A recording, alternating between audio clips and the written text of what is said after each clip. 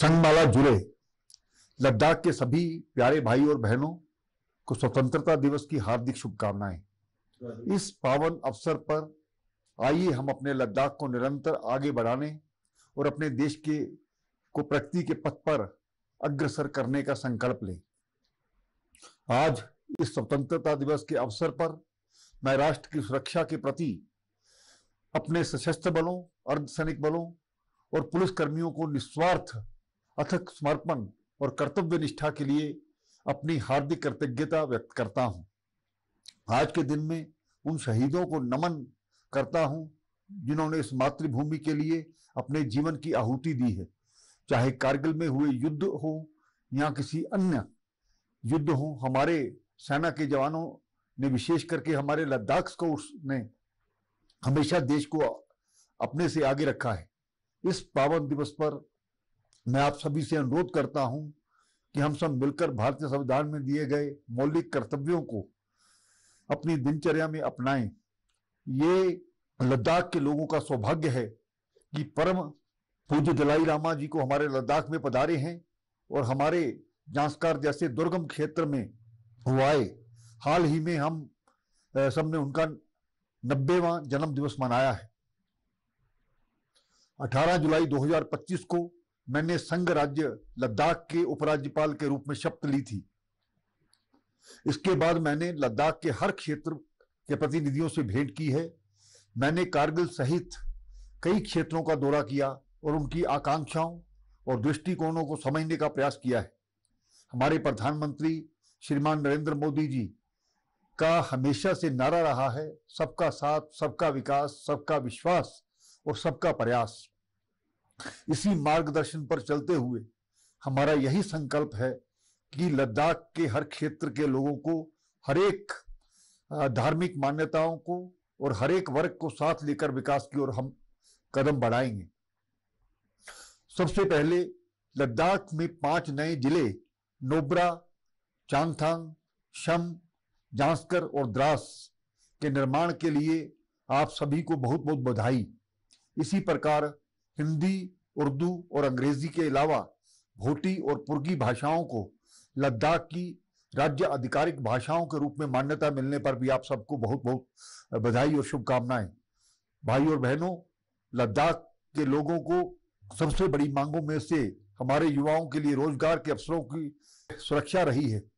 हमारे 65% युवा जो कि 35 वर्ष की आयु से कम हैं, उनके लिए रोजगार सृजन हमारे प्रधानमंत्री श्री नरेंद्र मोदी जी की प्रतिबद्धता है। इसी क्रम में लद्दाख के लोगों के प्रतिनिधियों के साथ उचित विचार विमर्श के बाद भारत सरकार ने 3 जून 2025 को Ladakh civil services decentralisation and recruitment amendment regulation 2025 और डोमिसाइल सर्टिफिकेट प्रदान करने के नियम 2025 को अधिसूचित किया है। इन नियमों ने लद्दाख के लिए डोमिसाइल आधारित भर्ती शुरू की है, जिसमें एक अनूठा प्रावधान है। 15 वर्षों के परमानेंट रेजिडेंट की गणना 31 अक्टूबर 2019 से शुरू होगी। देश के किसी अन्य हिस्से में ऐसी सुरक्षा का प्रावधान नहीं है। जम्मू कश्मीर आरक्षण अधिनियम 2004 को दिनांक 2 जून 2025 के लद्दाख रिजर्वेशन अमेंडमेंट रेगुलेशन को लागू करने संशोधित किया गया है, ताकि आरक्षण सीमा को 50% से बढ़ाकर ईडब्ल्यूएस को छोड़कर 85% किया जा सके, ताकि सार्वजनिक रोजगार में अभूतपूर्व 85% आरक्षण प्रदान किया जा सके। अनुसूचित जनजातियों के लिए 80%, नियंत्रण रेखा से सटे क्षेत्रों के निवासियों के लिए 4% और अनुसूचित जातियों के लिए 1%। इसके अलावा 10% कोटा, जो कि पहले आर्थिक रूप से कमजोर वर्ग के लिए आरक्षित था, इसे अनारक्षित कर ST/ALC श्रेणी में के पक्ष में किया गया है। इस प्रकार स्थानीय युवाओं के लिए 95% आरक्षण प्रभावी रूप से हमेशा के लिए सुनिश्चित किया गया है, जो कि लद्दाख के इतिहास में एक अभूतपूर्व मील का पत्थर साबित हुआ है। हम इसको लद्दाख के युवाओं के लिए वास्तविक अवसर में बदलने के लिए तेजी से आगे बढ़े हैं। 2024 राजपत्रित गजटेड पद पहले ही संघ लोक सेवा आयोग को भेजे जा चुके हैं। इनमें स्वास्थ्य एवं चिकित्सा शिक्षा विभाग में 125 चिकित्सा अधिकारी, स्कूल शिक्षा विभाग में 67 लेक्चरर और वित्त विभाग में 32 लेखाधिकारी शामिल हैं। संघ लोक सेवा आयोग में इन पदों के लिए विज्ञापन देने के लिए की प्रक्रिया प्रारंभ कर दी गई है। राजपत्रित भर्ती के संबंध में युवाओं के खोए हुए वर्षों की भरपाई के लिए सभी को आयु में 5 वर्ष तक की छूट दी गई है। संघ राज्य लद्दाख के लिए वास्तविक नियंत्रण रेखा ALC से लगे क्षेत्रों को अधिसूचित कर दिया गया है, जिनके लिए 4% आरक्षण का प्रावधान किया गया है। राजपत्रित नॉन गजटेड पदों के संबंध में हाल ही में हमने भर्ती एजेंसियों के माध्यम से 1385 रिक्तियों को विज्ञापन दिया है। LHSDC कारगिल अधीनस्थ सेवा भर्ती बोर्ड ने 16 जुलाई 2025 को 474 जिला कैडर पदों के लिए विज्ञापन दिया है। LHSDC ले अधीनस्थ सेवा भर्ती बोर्ड ने उसी दिन 534 जिला कैडर पदों के लिए विज्ञापन जारी किया है। लद्दाख अधीनस्थ सेवा कर्मचारी चयन बोर्ड LSSSB ने 28 जुलाई 2025 को 377 UT कैडर राजपत्रित पदों के लिए विज्ञापन दिया है।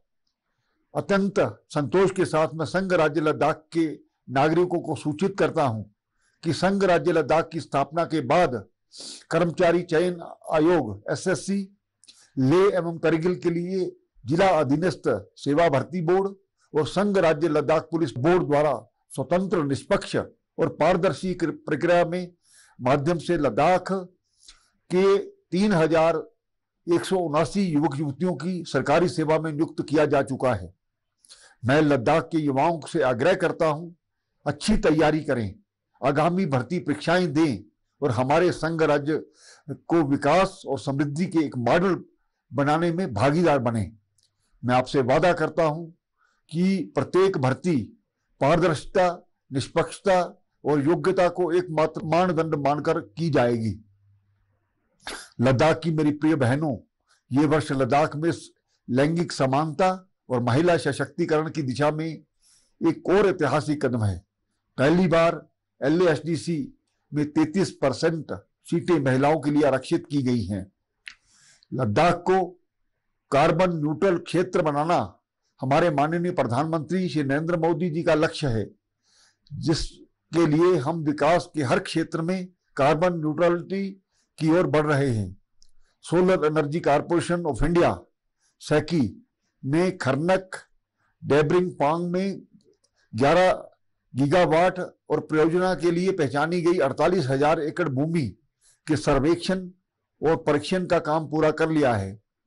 पावर ग्रिड ने पांग से Kaithal HVDC green corridor line और 200 kV पांग से फियांग ट्रांसमिशन लाइन के लिए टेंडर आमंत्रित किए हैं, जो ले के लिए बिजली के वैकल्पिक स्रोत के रूप में काम करेंगे। इनके लिए टेंडर मूल्यांकन की प्रक्रिया अभी चल रही है। पांग में एक 500 kilowatt power pilot solar power plant स्थापित किया जा रहा है, जिसमें एक ऊंची संरचना और सौर पैनल होगा, ताकि ये प्रदर्शित और सिद्ध किया जा सके कि सौर पैनलों के पारंपरिक चरवासियों की पश्मीना बकरियों को चराई में कोई बाधा नहीं आए। इस प्राथमिक योजना पर काम चल रहा है और सितंबर 2025 के अंत तक ये काम पूरा हो जाएगा। PMDP के तहत तारू विलेज में 313 करोड़ रुपए की लागत से 40 मेगावाट बैटरी बैकअप के साथ 25 megawatt AC solar power plant का निर्माण कार्य अप्रैल 2025 में शुरू हो चुका है और परियोजना नवंबर 2027 तक पूरे होने वाली है। फिर गांव में 65.28 करोड़ रुपए से 12 megawatt AC solar power plant पर काम भी अप्रैल 2025 में शुरू हो गया है और ये फरवरी 2028 तक पूरा कर लिया जाएगा। कुल 37 मेगावाट AC उत्पादन क्षमता वाली इन 2 सौर परियोजनाओं के ग्रिड बिजली आपूर्ति पर लद्दाख की निर्भरता कम हो जाएगी और साथ ही संघ राज्य लद्दाख के कार्बन न्यूट्रल विकास लक्ष्य को प्राप्त कर लिया जाएगा। संघ राज्य लद्दाख प्रधानमंत्री सूर्य घर मुफ्त बिजली योजना का सफलतापूर्वक क्रियान्वयन कर रहा है और संघ राज्य लद्दाख इसे और अधिक लाभदायक बनाने के लिए 85,800 रुपए की केंद्रीय सब्सिडी के अलावा 3 किलोवाट एसपीवी संयंत्रों के 50,000 रुपए तक की अतिरिक्त सब्सिडी प्रदान कर रहा है। अब तक निजी आवासीय भवनों पर 716 रूफटॉप और ऊर्जा इकाइयां स्थापित की जा चुकी हैं। इस योजना के नागरिकों को मासिक बिजली बिलों को कमी का अत्यधिक लाभ हुआ है। शीतकालीन खेलों को बढ़ावा देने और विकसित करने के लिए कश्मीर के गुलमर्ग के उदाहरण पर द्रास और जांस्कर को शीतकालीन खेल सह शीतकालीन पर्यटन स्थलों के रूप में विकसित करने की योजना बनाई जा चुकी है। नई लद्दाख होमस्टे नीति के माध्यम से पर्यटन क्षेत्र को मजबूत किया जा रहा है। इसके अतिरिक्त पर्वतीय अभियान परमिट जारी करने के लिए लद्दाख पर्वतारोहण नीति लागू की जा चुकी है, जिसमें अकेले इस कार्य अवधि में लेह में 63 और कारगिल में 8 परमिट जारी किए गए हैं। उच्च शिक्षा को बढ़ावा देने के लिए सिंधु केंद्रीय विश्वविद्यालय, आईआईटी मद्रास और आईआईटी कानपुर के समन्वय और सहयोग से खलस्से में सिंधु विश्वविद्यालय परिसर की स्थापना की गई है। नया विश्वविद्यालय परिसर लद्दाखी छात्रों को लद्दाख के भीतर के गुणवत्तापूर्ण उच्च शिक्षा का लाभ प्राप्त करने में मदद करेगा। कल से परिसर में स्नातकोत्तर कार्यक्रम भी चलाए जा रहे हैं। सिंधु केंद्रीय विश्वविद्यालय में पहला दीक्षांत समारोह हाल ही में लेह में आयोजित किया गया। दुनिया का सबसे उत्तम पश्मीना लद्दाख में उत्पादित होता है। इसके लिए भारत सरकार ने वस्त्र मंत्रालय की वित्तीय सहायता से 10.50 करोड़ रुपए की लागत से पश्मीना डीहेयरिंग प्लांट स्थापित किया है। हमारे माननीय प्रधानमंत्री श्री नरेंद्र मोदी जी को भारत के युवाओं और सशक्त आत्मनिर्भर बनाने का जो संकल्प है, मैं युवाओं से अनुरोध करता हूं कि वे इस क्षेत्र में आए, सिर्फ अपनी आजीविका के लिए नहीं बल्कि रोजगार देने वाले बने। इस क्षेत्र को एक नए स्तर पर ले जाने के लिए भेड़ पालन का एक नया निदेशालय स्थापित किया गया है। लद्दाख में कशकुल भेड़ और पश्मीना बकरी की जनसंख्या में सुधार के लिए प्रयास किए जा रहे हैं। पश्मीना बकरी के मेमनों को ठंड से बचाने के लिए चरवाहों को 1270 बाड़े वितरित किए जा चुके हैं। परिणाम स्वरूप पश्मीना बकरी के मेमनों को मृत्यु दर में 33% की कमी आई है। जहां तक खेल एवं सेवाओं का संबंध है, लेह और कारगिल में एस्ट्रोटर्फ फुटबॉल मैदान, लेह में आइस हॉकी रिंक, द्रास और सुशोद में हॉर्स पोलो मैदान जैसी बड़ी संख्या में बुनियादी ढांचा परियोजनाएं पूरी हो चुकी हैं। लेह और कारगिल में लगभग 50 करोड़ रुपए की लागत से 2 बहुउद्देशीय खेल परिसरों का निर्माण कार्य प्रगति पर है। लेह और कारगिल के विभिन्न उपमंडलों में 6 इंडोर स्टेडियम, 11 एस्ट्रोटर्फ का निर्माण कार्य प्रगति पर है, जो लद्दाख के हर हिस्से के लिए विश्व स्तरीय खेल अवसंरचना को प्रदान करेगा। 5वें खेलो इंडिया शीतकालीन खेलों को आयोजन लद्दाख में किया गया, जिसमें 17 राज्यों संघ राज्यों के खिलाड़ियों ने भाग लिया। आइस हॉकी को और बढ़ावा देने के लिए एक नई राष्ट्रीय स्तर पर संस्था ice hockey federation of India पंजीकृत कराई गई है, जिससे संघ राज्य प्रशासन को पूर्ण समर्थन प्राप्त होगा।